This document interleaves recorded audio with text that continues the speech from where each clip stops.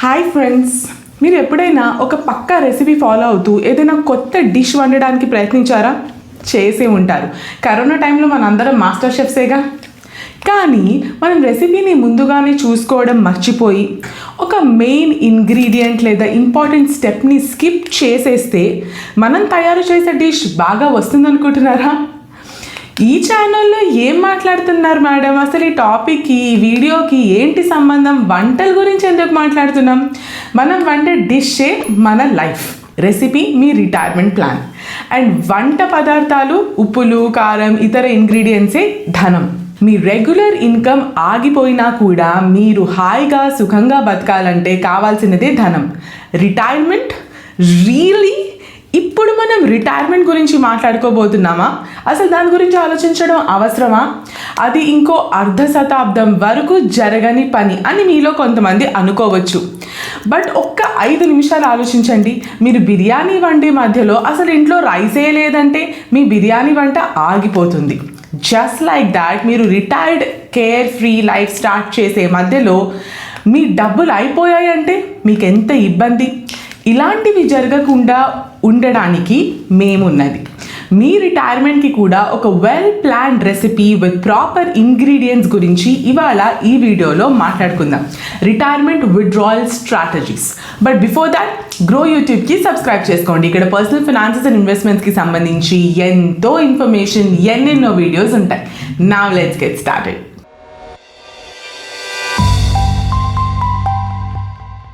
ఈ వీడియోలో ముఖ్యంగా మనం రిటైర్మెంట్ ఫండ్స్ని మనం తెలివిగా, స్ట్రాటజిక్గా ఎలా విత్డ్రా చేసుకోవాలి అనేది నేర్చుకుందాం. కానీ రిటైర్ అవ్వడానికి ఎంత డబ్బులు కావాలి, అసలు ఎంత కావాలి అనేది మీ రిటైర్మెంట్ ప్లాన్స్ని బట్టి ఉంటుంది. మీ రిటైర్మెంట్ తర్వాత ఏం చేద్దాం అనుకుంటున్నారు? మీరు వరల్డ్ టూర్ చేద్దాం అనుకుంటున్నారా, లేక ఇంట్లో హాయిగా రిలాక్స్ అయి చిల్ అవుదాం అనుకుంటున్నారా?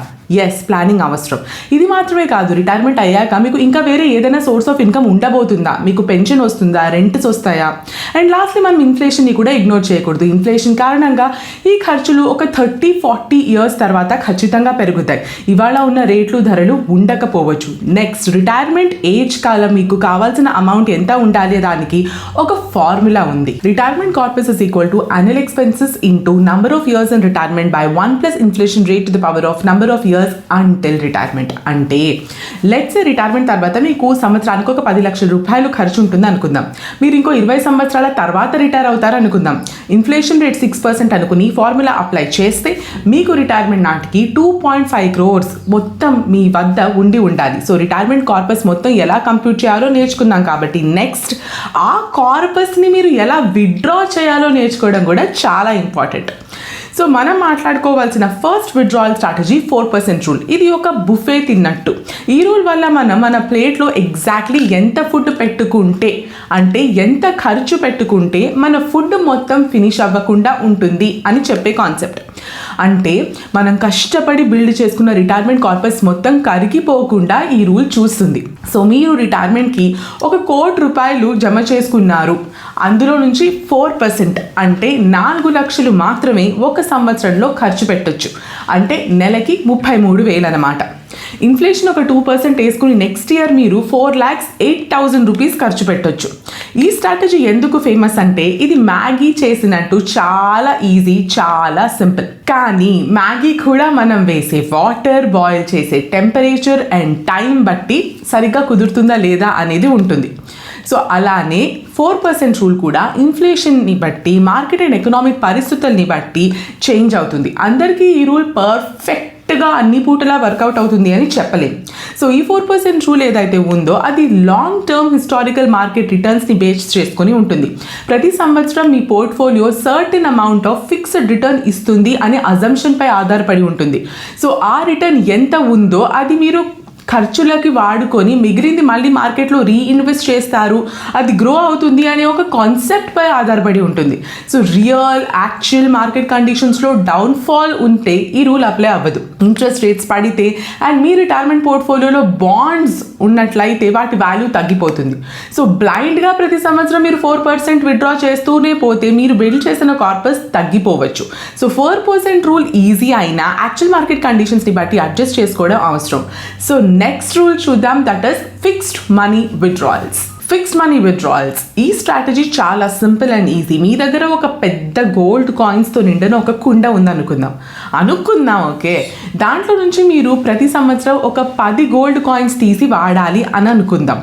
అలాగే ప్రతి సంవత్సరం మీ దగ్గర ఉన్న రిటైర్మెంట్ కార్పస్ నుండి 10 లక్షలు డ్రా చేయాలని ఫిక్స్ అయ్యండి. చేయడం వల్ల ఇదే ఈ ఫిక్స్డ్ విత్డ్రాయల్ స్ట్రాటజీ. ఈ మెథడ్లో మీకు ఎంత ఇన్కమ్ వస్తుంది అనేది గ్యారంటీ ఉంటుంది కాబట్టి ప్లాన్ చేసుకోవడం ఈజీ. కానీ మార్కెట్ డౌన్ టర్న్ అయినప్పుడు కూడా మీరు అదే ఫిక్స్డ్గా 10 లక్షలు డ్రా చేసి వాడుకుంటానంటే మాత్రం మీ కార్పస్ త్వరగా తగ్గిపోయే ఛాన్సెస్ ఉంటాయి. నెక్స్ట్ స్ట్రాటజీయే ఫిక్స్డ్ పర్సంటేజ్ విత్డ్రాయల్స్. ఇప్పుడు మనం టాప్ 2 రిటైర్మెంట్ స్ట్రాటజీస్ ఇందాక చూసినవి రెండు కంబైన్ చేస్తే వచ్చేదే ఈ మూడో స్ట్రాటజీ. దాని గురించి మాట్లాడుకుందాం, ఫిక్స్డ్ పర్సంటేజ్ విత్డ్రాయల్స్. ఇందులో 4% రూల్ లాగానే కానీ మీ టోటల్ అకౌంట్ బ్యాలెన్స్ నుండి ఒక ఫిక్స్డ్ పర్సంటేజ్ విత్డ్రా చేస్తారు. సో ఫిక్స్డ్ మనీ విత్డ్రాయల్స్ ఈ కానీ పర్సంటేజ్ మెథడ్లో. ఇందులో మేజర్ అడ్వాంటేజ్ ఏంటి అంటే మార్కెట్లో జరిగే అప్స్ అండ్ డౌన్స్కి ఈ స్ట్రాటజీ ఆటోమేటిక్గా ఫండ్ విత్డ్రాయల్ లిమిట్స్ని అడ్జస్ట్ చేస్తుంది. సో ఫైనాన్షియల్ ఆపర్చునిటీస్ని మీరు మిస్ అయ్యే ఛాన్స్ ఉంటుంది. కానీ ఒకవేళ విత్డ్రాయల్ పర్సంటేజ్ చాలా ఎక్కువ పెట్టుకున్నట్లయితే మాత్రం త్వరగా మీ కార్పస్ తగ్గిపోయే ఛాన్స్ కూడా ఉంది. సో ఒక ఎగ్జాంపుల్ తీసుకుందాం. 3.5%తో మీరు కష్టపడి మీ రిటైర్మెంట్ నాటికి ఒక ₹1,00,00,000 జమ చేశారనుకుందాం. సో దాట్ మీన్స్ 3.5% విత్డ్రా చేయొచ్చు. అంటే 3,50,000 పర్ యానం, అంటే నెలకి 29,000 రూపీస్, 29,000 మీరు విత్డ్రా చేయొచ్చు. నెక్స్ట్ ఇయర్ మార్కెట్ గ్రోత్ని బట్టి ఒకవేళ మీ కార్పస్ 1.2 crores అయితే దాని మీద 3.5% అంటే 4,20,000, అంటే నెలకి 35,000 విత్డ్రా చేయొచ్చు. అలాగే ఒకవేళ మార్కెట్లో కాస్త డౌన్ టర్న్ వచ్చింది, మీ పోర్ట్ఫోలియో 80 లక్షలకో పడిపోయింది అంటే దానిపై 3.5% అంటే 2.8 lakhs per annum, అంటే నెలకి 23,000 మాత్రమే మీరు విత్డ్రా చేయొచ్చు. సో ఇలా మార్కెట్ని, ఎకనామిక్ కండిషన్స్ని బట్టి మీ లివింగ్ అండ్ లైఫ్ స్టైల్ని అడ్జస్ట్ చేసుకునే ఆప్షన్ మీకు ఉంటుంది. Next withdrawal strategy systematic withdrawal or SWP. ఈ స్ట్రాటజీలో మీ పోర్ట్ఫోలియో జనరేట్ చేసే రిటర్న్స్ని మీరు సిస్టమాటిక్గా విత్డ్రా చేస్తారు. సో ఇందులో మీ గెయిన్స్ని మాత్రమే మీరు టచ్ చేయడం జరుగుతుంది. మీ పోర్ట్ఫోలియో మొత్తం, మీ రిటైర్మెంట్ కార్పస్ మొత్తం ఇన్వెస్ట్ అయ్యి ఉంటుంది.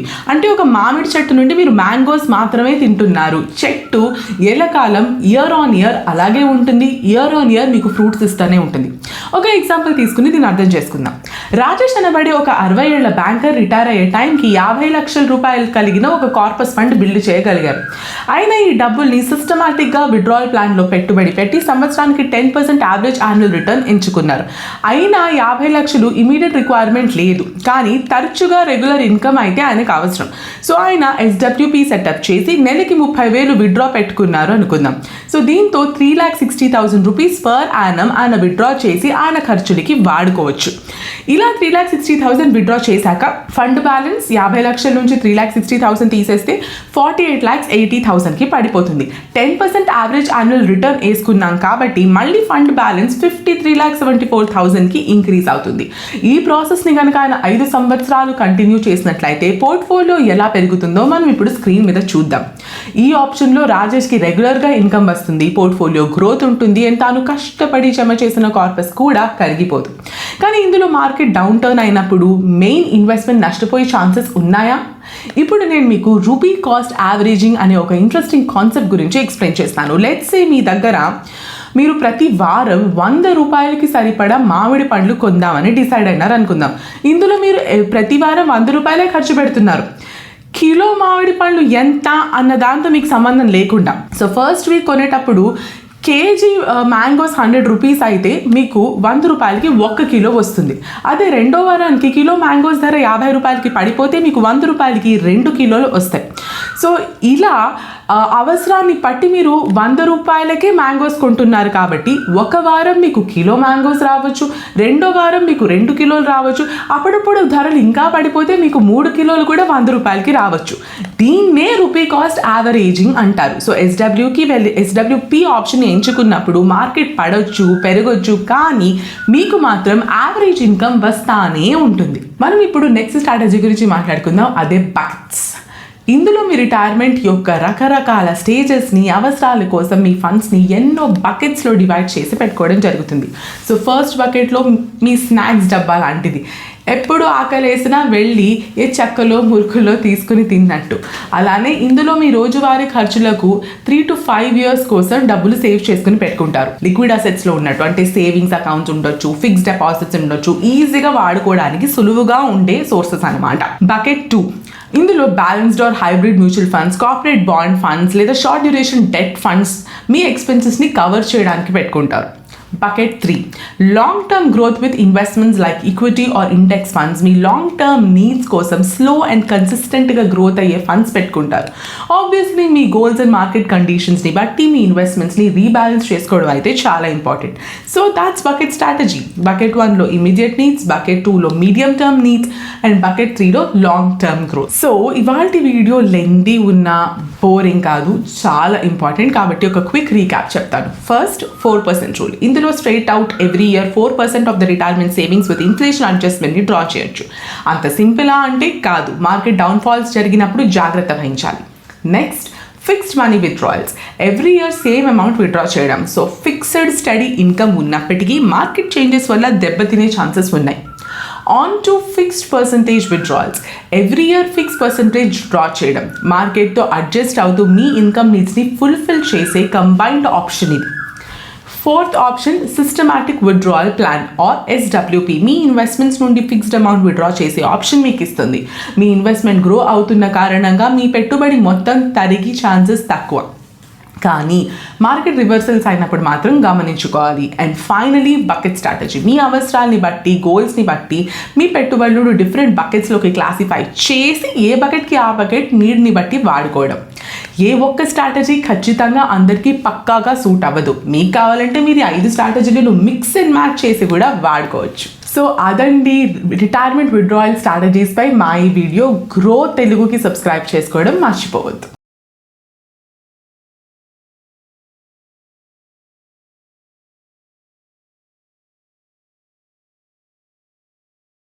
Investment in securities market are subject to market risks. Read all the related documents carefully before investing. Please read the risk disclosure documents carefully before investing in equity shares, derivatives, mutual fund, and or other instruments traded on the stock exchanges.